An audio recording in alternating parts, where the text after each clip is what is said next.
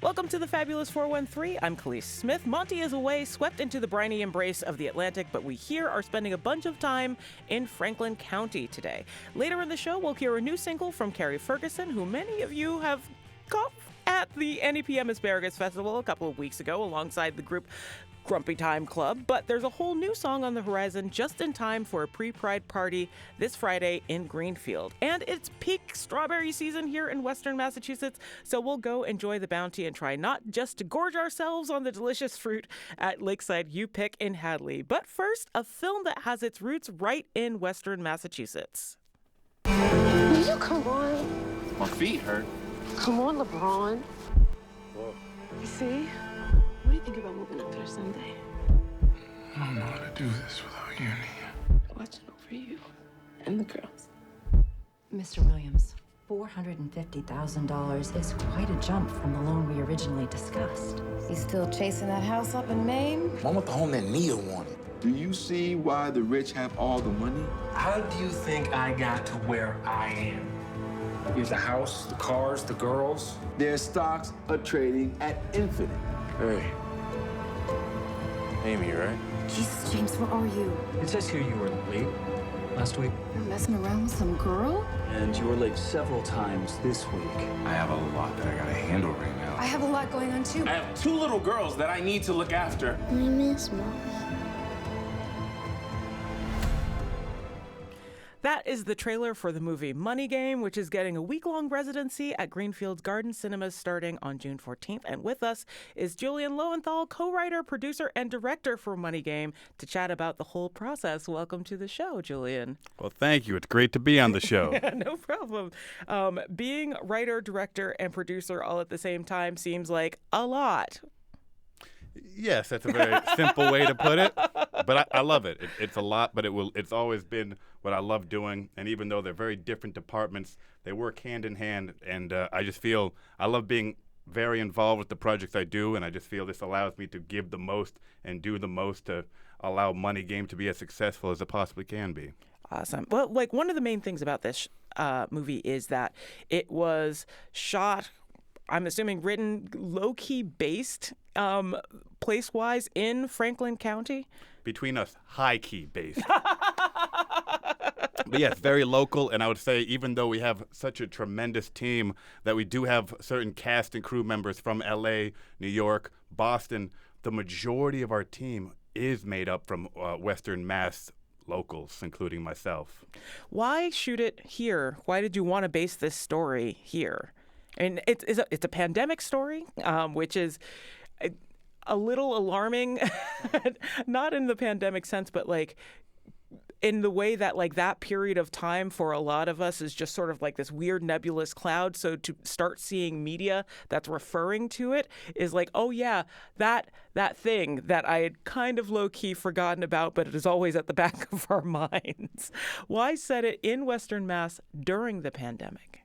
Well, we actually shot during the time that it takes place, and as much as the pandemic is a theme of the film, it's not the only aspect of the film, but a big theme of the film is no matter what's thrown at you in life, you can always just get back up and keep going. And so a big aspect with one of the many obstacles for our main character, James, to deal with is the fact that throughout all of his financial struggles and wanting to give his daughters the best life, he's also dealing with COVID and how that's affecting all this. But to answer your question, I love Western Mass. So anytime that I'm put in a position where I'm, to be humble, the boss of the film, I'm going to always put it in Western Mass, primarily because I feel Western Mass has such a vast diversity of locations. Any type of film you want to do, I'm a strong advocate that it can be done here for a bit cheaper than a lot of other places in the country. Well, and that's interesting because like other cities, other places to film will often have like local incentives to bring companies there because it does generate quite a bit of revenue. Like you've got entire crews hanging out in town who all need to be housed, need to be fed.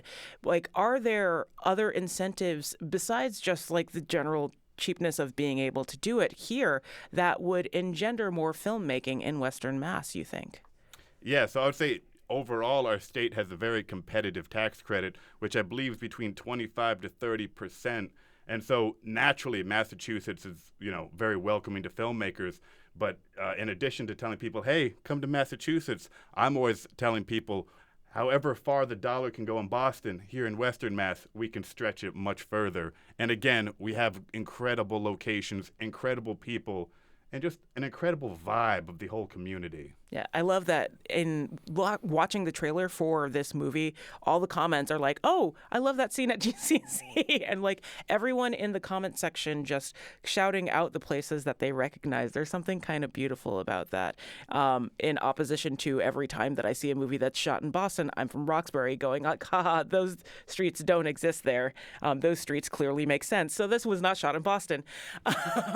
But so you've done other films. You've been a part of other films that were shot in Western Mass. How did those experiences of being on those shoots and being a part of those movies influence what you did with this particular movie?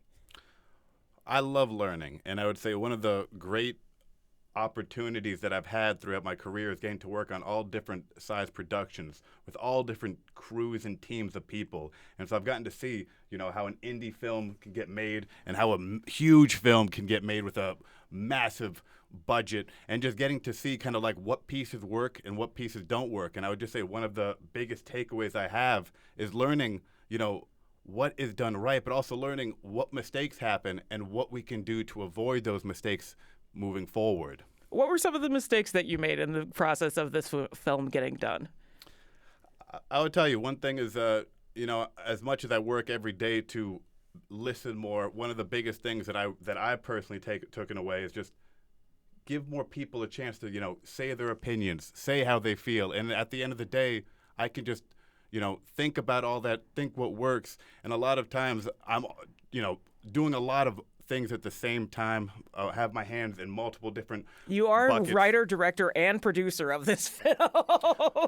And so ultimately, I not only want the most cinematic, entertaining experience possible, but I want a film that, can be global, go everywhere, and that everyone's happy with, but also makes the investors back their money. So it's a constant, balancing act of hear what everyone wants, hear what works, hear what doesn't work. And one of the secrets that I've learned is even if somebody is incorrect with their ideas, let them share their ideas, And so, again, moving forward with each project I do, I'm just going to be much more open to people with all different type of ideas. And even if their ideas are a bit left field, what pieces can I take from that? Awesome. We're here with Julian Lowenthal, whose movie Money Game is going to be showing at Greenfield Garden Cinemas for the next week, starting on June 14th. What's fun about bringing it back to basically your hometown? Like, what has been the reception or interest in your movie coming back to the folks that you grew up with? Well, for one thing, they all get to see a lot of the locations, like you mentioned, that they're very familiar with. A lot of the community, like I mentioned, is in the film. And I just felt this would be the best, way to open the cinema doors by just having our very first week-long cinema premiere here in Franklin County, in Greenfield, Massachusetts, one of the 4 primary towns that the movie takes place in. But you've already taken this to a couple of festivals and won awards at those festivals, like for screenwriting and for directing. Like, what has, besides winning those awards, what has general outside of Western Mass reception been like for Money Game? I've been loving the reviews that we've been getting, and it's just very touching, hearing how different aspects inspire different people and what takeaways each person has gotten. So the reception has been quite wonderful where I've been. And like I said, we want to bring it local, and then we want to expand to as far as we can. As you do. Distribution, we'll get into distribution questions because that's its own thing. You've done writing and directing for TV and film, yes? Yes, I would say more so for film, but definitely open to doing both TV as well as film. What's different between the two and how you approach them? And did any of those differences affect how you went into the project for Money Game? Well, I'd say definitely very different kind of outlets in the sense that, TV, even though they're both very story-driven, a movie you have, let's say hour and a half, 2 hours to tell the whole story, where a TV series, you often have a lot of episodes to explore characters in the story, in the world you create.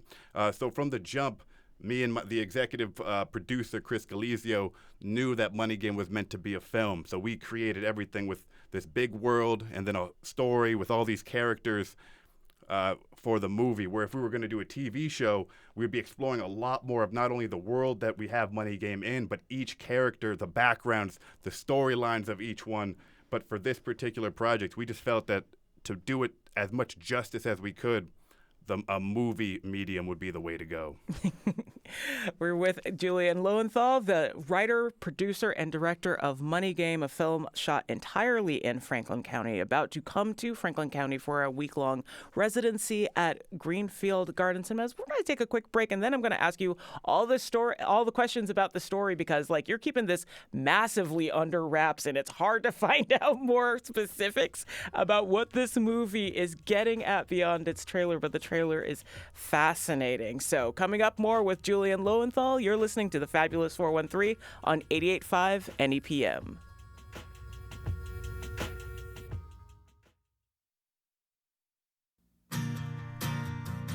Welcome back to The Fabulous 413. We are with director, writer, and producer of the movie Money Game, which was filmed and shot, those are the same word, in Franklin County. Julian Lowenthal.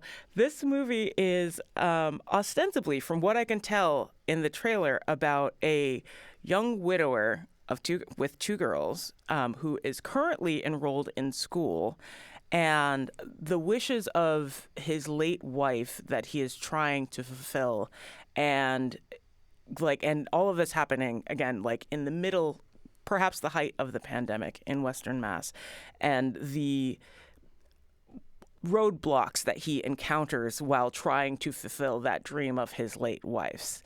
Can you get into some detail about your main character here? Because he's fascinating, and you can see immediately in that trailer some of the people that he's running up against as opposed to the institutions that he's running up against. Yes. So James, played beautifully by Daniel Washington, is our main character who we, the audience, are just watching his journey, like you said, to give his daughters the best life he can, to deal with and cope with his late wife, as well as to deal with the financial disconnect world that he's in, and, getting the best life for his kids himself without breaking down from all the challenges that he's thrown at. So again, COVID, as challenging as it is just one of the many obstacles that James is facing. The fact that the financial economy and the real economy no longer work together, and they're really meant for the 1% and they do not help the 99%, is the other big aspect that James is going through while continuing to go after his dream no matter what obstacles stand in his way. But I will say that one of his dreams that he takes the mantle of, is from his wife, about them moving out of Western Mass into Maine. Why? Well, I would say that has always been making a film very collaborative, and one of the very beginning elements is me and the executive producer, Chris Galizio, who also wrote an article that we based the movie off of. One of the big aspects that he was very adamant about is that this character moves to Maine. I was able to win, keeping us all film everything in Western Mass. So I'm like, all right, if you want to have the character, have a dream to go to Maine, that's fine. But I just want to make sure that we really advertise Western Mass. And I will say, we also talk about the fact that, there are other great opportunities for people that do want to stay in Western Mass, but because his deceased wife always had a dream to move there ever since they went up the Katahdin Mountain, that has been part of his dream. Was it always the plan to... him being a widower, I understand, but was it always the plan to have the daughters be a significant plot point for him? Yes, the daughters were always a big part, because we not only want to show, hey, in all this times, you can go after your dreams, but we want to show even if somebody has kids, even if somebody, they had a whole plan with their significant other and then something happened, even with that, surprise shock, you can still do what you need to. You can still not only go after what's true to you, but you can raise your children. And a big part of this film was fatherhood. And not only fatherhood, but being a good father, being able to be there for your kids, your family. And I think that's an important bit, too, because, like, in case it wasn't apparent from it shouldn't actually be apparent from anything else that we've said, but that your main character is Black. This family is Black in Western Mass, like, looking for that better life. So having a depiction of fatherhood in this way, I think, is also really important. Was that a specific casting choice, or was this colorblind casting and it just happened to have happened and be that good example because it is? Well, I'll just say the main actor, Daniel Washington, is an actor that I've worked with on several productions before. And ever since I first worked with him on a Netflix film in, I would say, 2017, 2018, I always knew that I want him to star in a film that I do. And I told him at the wrap party, and, I'll never forget, he's very nice. He's like, sure, Julian, probably just thinking I had, one too many. But no, I was passionate. I'm like, Daniel, I'm going to work with you, and you're going to star in a film. So it just so happens that when we're developing it, one of the very first notes is I wanted our main character to be an African-American character because I wanted Daniel Washington to play him. The opportunities make themselves. Yes. Are there things in Western Mass that your cast, especially the ones that came from further away, ended up loving about being here? I will say, for anyone that's not been to Western Mass, I always say it's such a magical place. But I realize the word magical is an experience. And for anyone to actually experience that word, they have to go there. So people from Boston, people from New York, people from LA who have never been here got to come to Turner's Falls, got to explore Greenfield, Amherst, and other Franklin County communities, as well as Pioneer Valley communities. And they echoed my thought. They echoed, this is such a beautiful place. They definitely want to, film other movies here. They definitely want to come back. And some of them are even vacationing in local towns in this area. Yes. Come by all the crafts. What was the hardest thing to shoot at this movie? What was your hardest scene? So I will tell you, it's hard to pick one scene, but because we were filming during the peak of COVID, it was a challenge every day. And one of the biggest challenges, I would say, is getting to sleep. Because after every day of thinking about, oh, did we get everything I wanted? Oh, like planning the next day, I'm then like, oh, no, what if someone gets COVID? What if I get COVID? So trying to sleep each night, I would say, was probably the most difficult part. I feel we really lucked out because each scene, as much as the entire team came together to make the best scene they could, would always blossom and develop as we did it. So each scene just became better than we even, thought it could possibly be when we wrote it collaboratively. But it was just beautiful just to see just naturally how filmmakers have ideas, actors have ideas, even different crew members and people in different departments have ideas, but the world has its own idea. And you have to work with what the world throws at you while going after your plan, and then it just manifests into often something even more remarkable than you could have thought originally. Did any of your hometown friends make it into this movie? Yes, I will say, as much as I love to incorporate all my friends, we have a huge amount of people that I had to make sure we were able to bring in, but I was able to slide in several of my local buddies. Right on. After your movie Money Game is at Greenfield Garden Cinemas, where is it headed to next? We are currently in negotiations with several different distributors, and we're looking to see who can give us the best exposure for Money Game and who can give it the best home. So right now we're looking to, from the gardens, make it global. Is that a hard process? Like, I imagine that in general, distribution is such a hard and nuanced game. Like, even with shopping your film around, I feel like that might end up being the hardest part of this entire process. Like, you got your idea, you've already got your film, like you got your actors, you got everything else in place. And then getting it out into the world is the part that ends up being the most difficult. Have you found that to be true? Well, I will say, as I'm literally doing this and learning, I don't want to misspeak to what's the hardest and what's the easiest.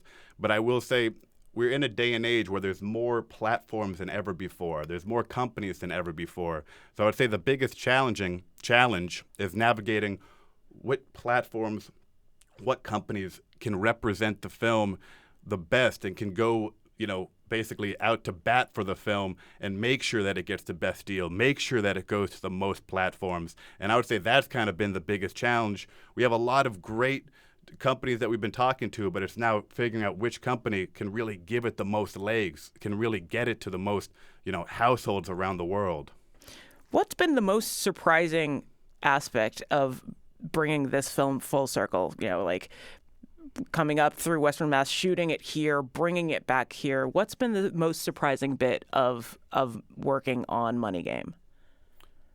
Surprising, huh? I would say I've learned so many different aspects, but I think I don't know if surprising is the right word, but what I will never forget is just how much passion everyone from the very beginning to now has just had, how much people in the community who didn't know about the film until recently have been helping support it, share it, promote the event, how many people want, Western Mass to be a bigger hub for music, movies, television, and how much support in the community there is. So I guess I've always known this community has been a very supportive kind of in the arts, but it's just amazing to see, wow, I really do feel like we're united, in a way that Western Mass does have this special connection where even people that you just meet, there's like an urge to want to help them succeed. And it's just beautiful that I just feel the local vibe is we can all do this together and we can all win together.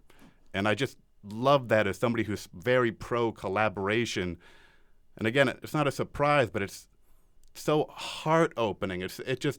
It makes me feel so warm just knowing no matter what's going on in the world, we all are here. We are Western Mass, and we want Western Mass to succeed, and we want all the individuals and people in Western Mass to succeed at what they're going after. And if you want to help this Western Mass movie succeed, you can go to Greenfield Garden Cinemas starting on June 14th to see Money Game. We've been speaking with Julian Lowenthal, the director, producer, co-writer, so many hats, too many hats, in my very humble opinion. But the movie's done and it looks beautiful, and I'm really excited to see more of it. Thank you so much for joining us. Thank you for having me on the show. Of course. Coming up, new queer anthems from Carrie Ferguson, and next, Strawberries. Apologies to anyone with allergies, but Phil Corman from CISA and I are headed to Lakeside UPick to feast on nature's candy with farmer Joel Sykowski. You're listening to The Fabulous 413 on 88.5 NEPM.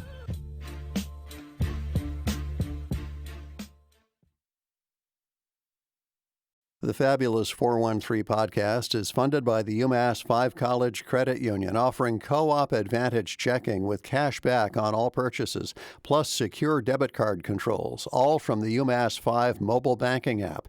Insured by NCUA, umass5.coop. We've got 700-something baby chicks in the other room. We can get you some bird sounds. That'll be the background. I mean, we can go see the baby chicks. I'm all for baby animals pretty much all of the time. Oh, by the way, hi, I'm Khalees. Joe Sykowski. Nice to meet you, Joe. Thanks for doing this. My pleasure. Thanks for letting people know that it's strawberry season.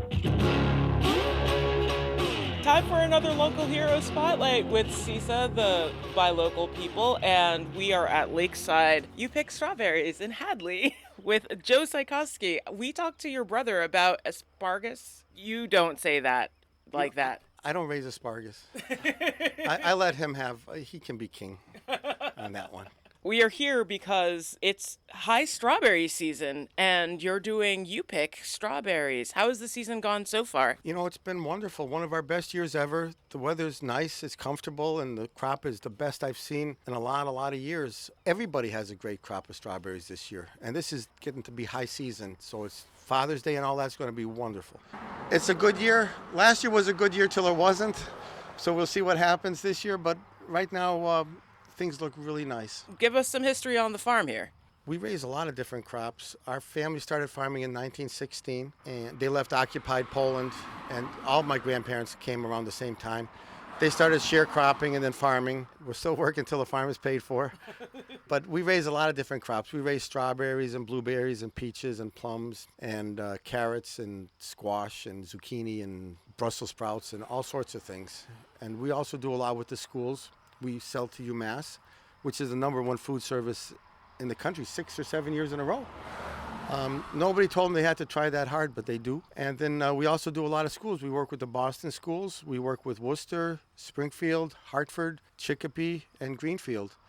And that's a big, important part of our market. And we also work with Trader Joe's Supermarket, and they've been wonderful to us. So I'm kind of curious, Joe. I know that you do a lot of sales to UMass, and you're also buying from other farms so that UMass has a little bit more ease and isn't buying from a huge number of farms.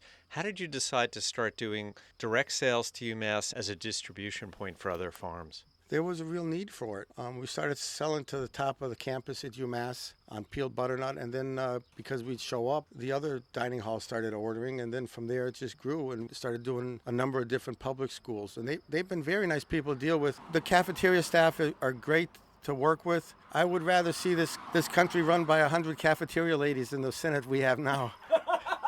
They're good people, and they really do serve others, several times a day, breakfast and lunch now. When you started delivering squash to UMass, was it something that your farm initiated, or were they reaching out to you, going, "You have squash, we've had your squash, it's great, maybe we can get that in here on campus for our students"?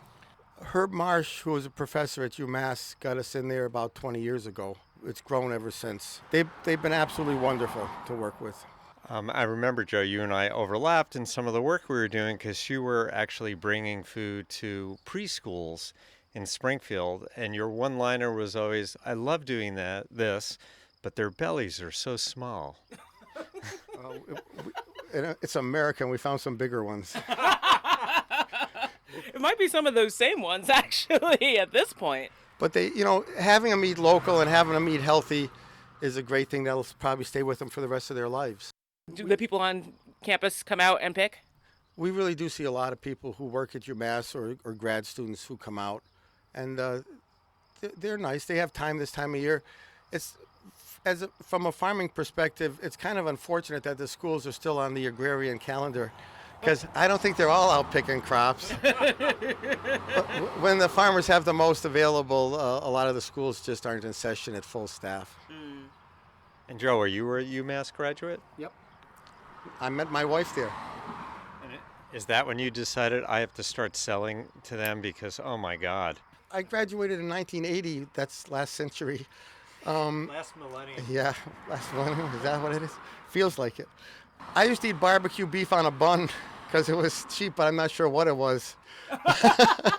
But the food service has come so far in the last 30 or 40 years. It's just top shelf stuff now. A generation ago, it wasn't nearly this great. And they're the best, absolutely the best. Why offer You Pick instead of just picking yourself and offering like pre-assembled quarts and pints for people? You kind of need to do both. Keep up on your crop and make sure it's harvested so you don't have a bunch of overripe fruit. So there's definitely a place to do both. In this valley, I don't think you could count on either one alone. The You Pick is a little bit less. The already picked, that they buy right from the wagon is a little bit more. It kind of started around the time they had power windows. People just drive up and the window rolls down automatically and you run out with a couple of quarts to them. But, either way, they're getting a fresh strawberry. And if they pick the strawberries as fresh as the length of their arm. So just in case people don't know, it's really great to come out on a beautiful day, pick a lot of strawberries. If you don't eat them all, it's very easy to freeze strawberries and to have them for the rest of the year. We're here at Lakeside U-Pick in Hadley with Joe Sykowski, who's the farmer here, helping to build the strawberries for the strawberry empire that is this parcel of land in Hadley. Can we taste a variety or two? Is that possible? Yeah, like this here would be Cabot. I can recognize it. Cabot's a big strawberry, almost the size of an apple. And then some of those that are a little rounder, those are All-Star. And All-Star, if I was going to say a strawberry should taste like a strawberry, that's an All-Star strawberry. It just has the perfect notes in the flavor. But they're all good. We have early varieties that aren't as big, and then we have later varieties that are really impressive. So you're saying All-Star tastes like what you think a strawberry should taste like, It's but my personal favorite, and Willie's personal favorite, and Jamie, my niece, who watches The Wagon a few days a week. Willie watches it a few days a week. We know strawberries. About how long does the regular strawberry season go? We will go till probably around July 2nd or 3rd. Okay. The season started a little bit early this year. We used to open around the 9th to the 11th, and this year we opened up on the 2nd. So we're running a little bit ahead of schedule, but if it stays kind of cool, the season will last longer. Yeah, go ahead. It's all you can eat day here. Okay, everyone join us at The Cabots are ginormous. Like, they are the size of, like, limes, if you're looking for, like, a size reference. Those are strawberries the size of limes. If you're looking for something to dip in chocolate, that seems like more of what you want, because people want the things that won't actually fit in their mouth. They just want them as showpieces. But this, the All-Star, is like perfect and round and a little squat. It kind of looks like a little tam, like actual strawberry shortcake. Does that include berry hunting? Berry hunting? That's right. As soon as each of us finds the very best fruit or berry in all of Strawberry Land for our place of honor, we can begin a garden party. Hey, let's go! Wow. That is amazing. And that is so good. It's perfect and juicy, and it just like melted in my mouth. And I understand why you wouldn't want to do anything to this. And we've got 2 fields. If one field runs short, then we move to the other bigger field. So there's a lot of berries, more than we can eat. Later in the year, when you your peaches and plums come out, are those you pick too? No, we manage those ourselves. But the peach crop and the plum crop looks the best I've ever seen. What a nice set we had. Last year, pretty much all the peaches in New England were lost.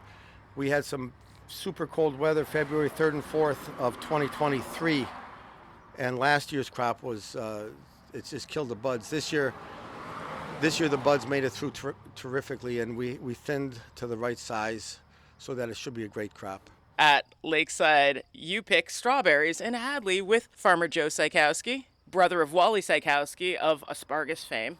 And last year there was that May frost too that affected a lot of things, including strawberries. Did your crops get hit in that second frost as well? Yeah, they did. It was super cold. People started irrigating for frost control around 11 o'clock at night. We lay on a layer of water to protect the flowers. But if it's cold enough, long enough, your best efforts might not be totally successful.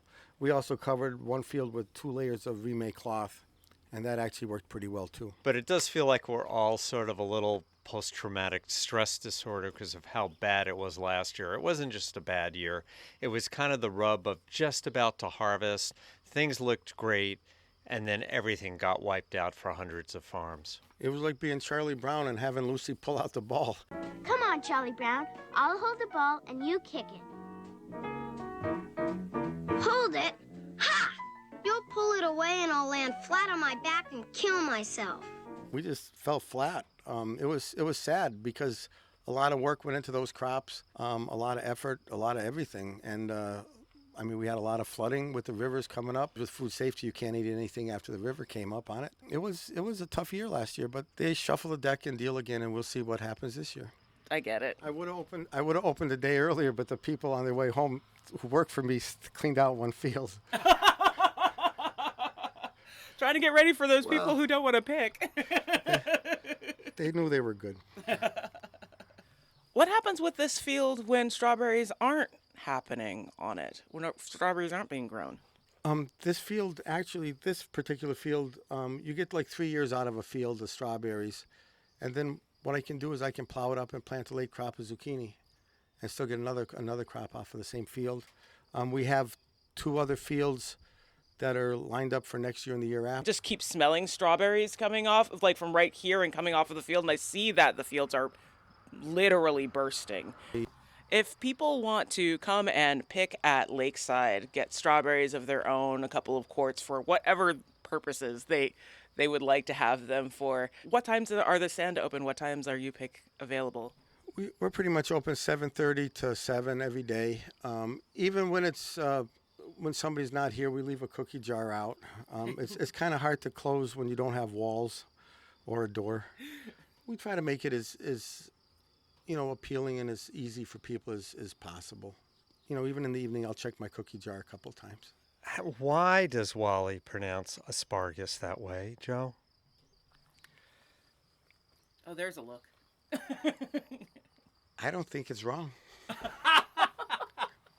How should it be said? Asparagus. Do you want me to ask Siri? The thing is... Seriously. The thing is, I'm coming to agree with Joe. I finally figured out in listening to him for those other things, where that other A is, and I'm like, oh, it's there. It's just really tiny. I love it. Siri, how do you pronounce asparagus? I found this on the web. Can you say its name? Here's what I found. Boy. Never mind. Siri doesn't have an opinion. She's going to defer to my brother. And we will as well. You can always find more information on all of our local farms and makers at buylocalfood.org. Up next, gender spectrums and more awesome coming to the Pride pre-party at Hawks and Reed this Friday, June 14th. You're listening to the Fabulous 413 on 88.5 NEPM.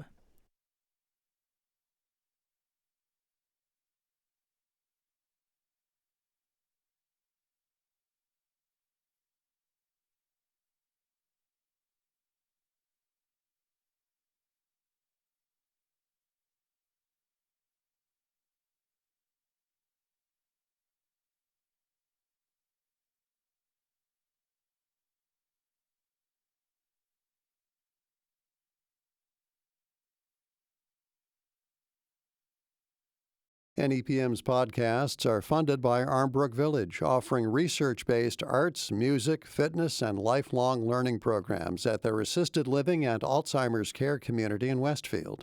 armbrookvillage.com.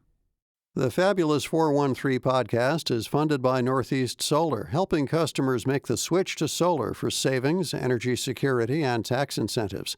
Learn more at northeast-solar.com.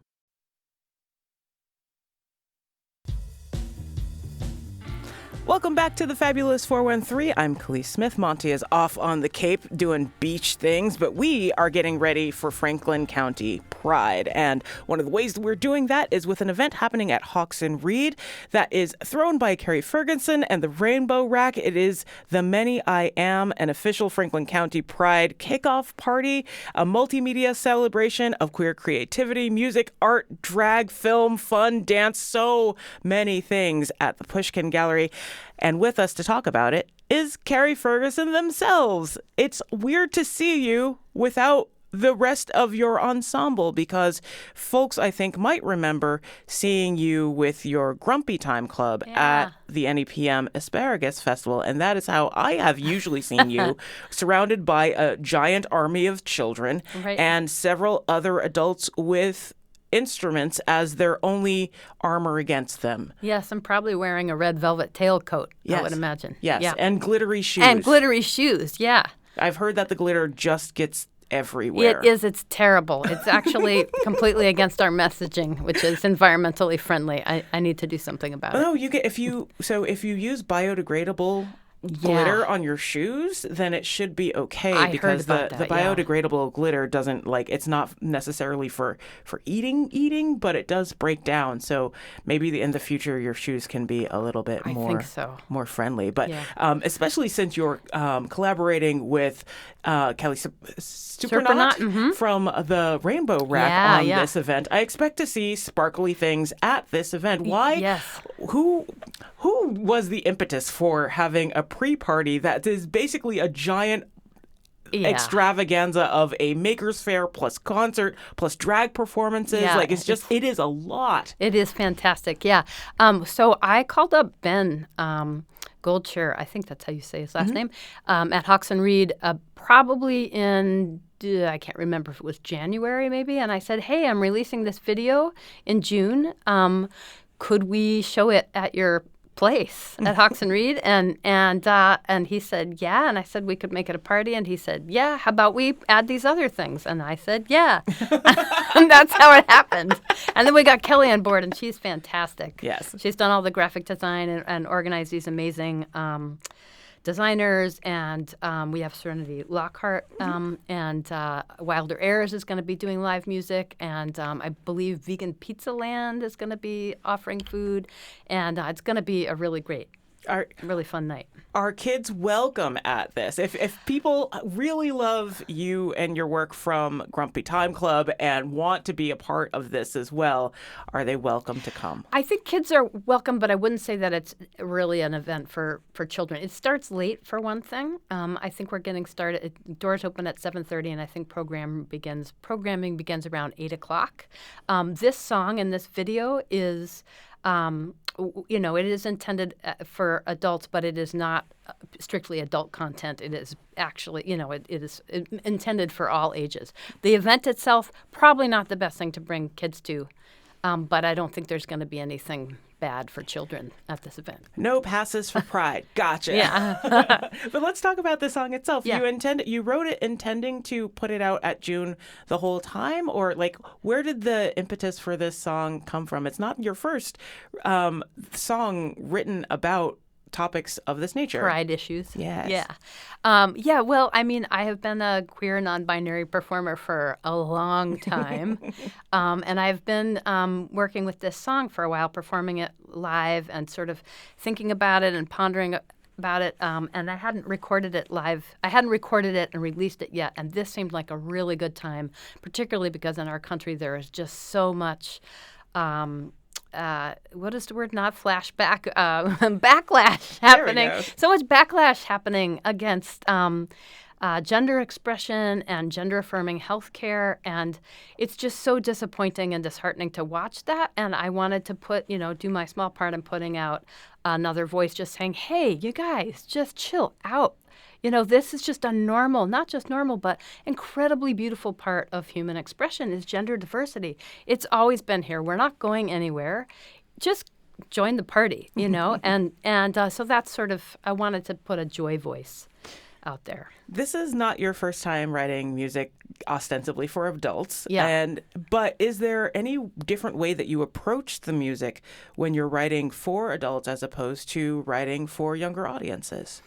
I'm not sure. I mean, sometimes maybe no. I mean, I think I've made music for adults for a long time, and it was only recently that I sort of discovered that I'm actually making music for kids too, and started focusing on that. So I think I've always had kind of an all ages skew.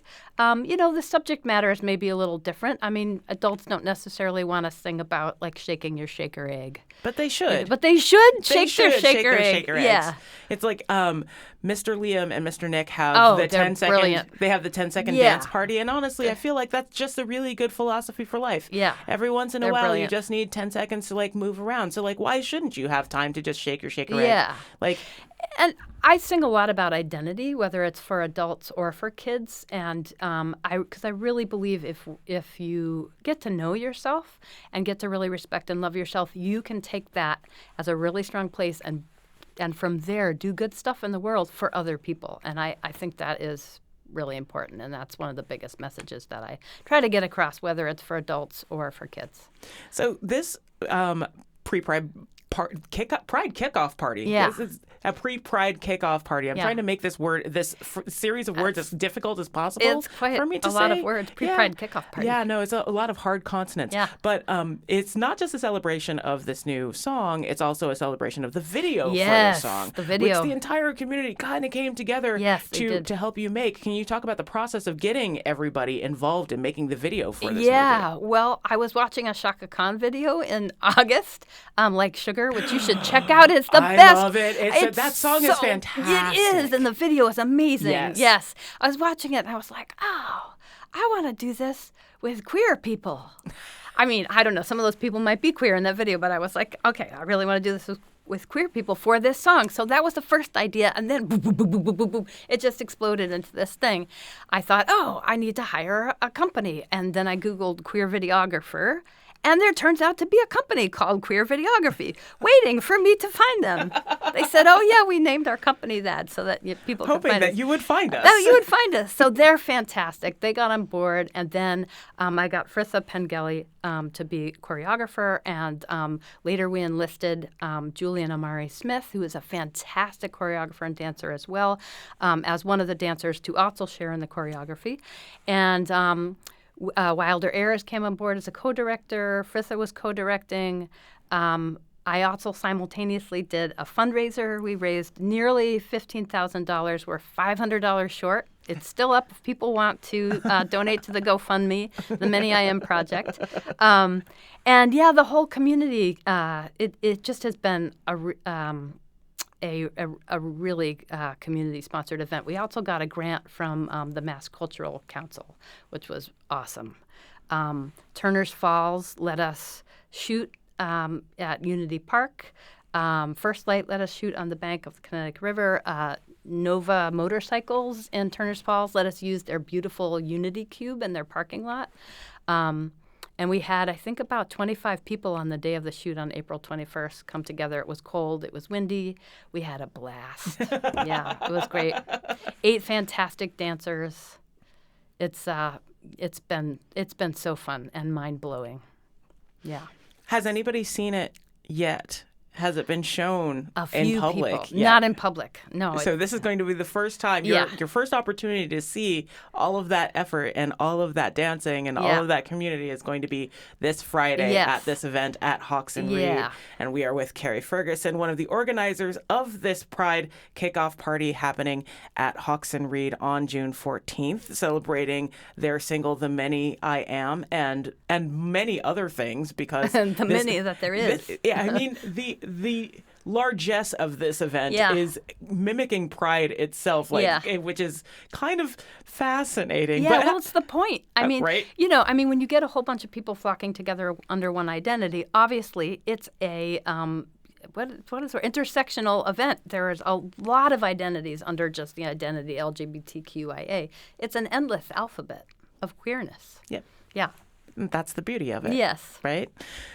You just came out of the woods.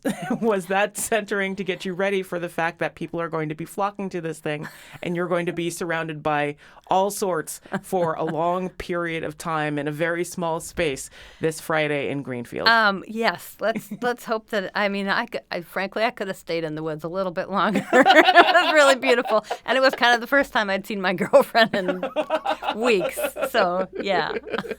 I'm lucky I made it here. You had to stand at your appointment so that we can talk about fun Pride things. Yeah. What's something that you're really excited about besides the video, which clearly is one of the highlights of this because you worked so hard on it and the song is fantastic. But what is something else that you're looking forward to at this event, this kickoff party at Hawks and Reed? I'm looking forward to pressing play and having everybody see this thing that I think we're all incredibly proud of. And hopefully all the makers can be there, everybody in the team, the videographers, the dancers, as many as possible. And I'm also really looking forward to the fashion show and possibly being in it and wearing some fashion and just celebrating. And I'm looking forward to Pride the next day. My band is playing, but I don't know if you've checked out the lineup for Pride on the 50th. It's pretty fantastic. It is an amazing music festival. Yeah, we're going to talk with the Pride, good. Franklin County Pride organization tomorrow on the show. I'm really looking forward to that. Yeah. It's going to be really, really good. Yeah. Are there, after this whole process, are there other songs of yours that you are ready to give the video treatment?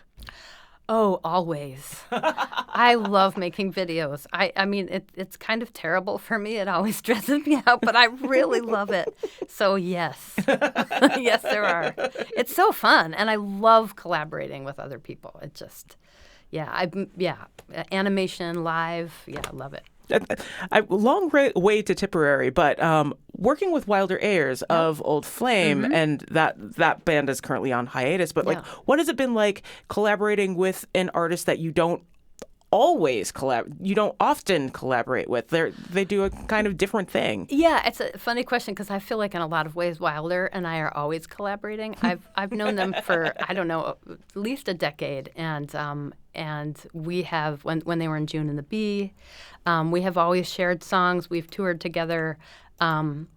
So it just, I asked them, they came on board because I asked them, what do you think about this? Do you have thoughts? They gave me great thoughts. And I said, will you please be a director? I love collaborating with Wilder. I feel like it's a lifetime collaboration. That's wonderful. Yeah. Carrie Ferguson is hosting the I Am a Franklin County Pride kickoff party. I got to there on this Friday, June 14th, but often you can see them with their Grumpy Time Club entertaining your kids. At the Green River Festival, actually. Yeah. This year. Oh, too. really? Yeah. Tons of places Sunday. you can see them. And libraries. We're doing a big library tour also. You have a busy June. I'm busy. That's a good thing, though.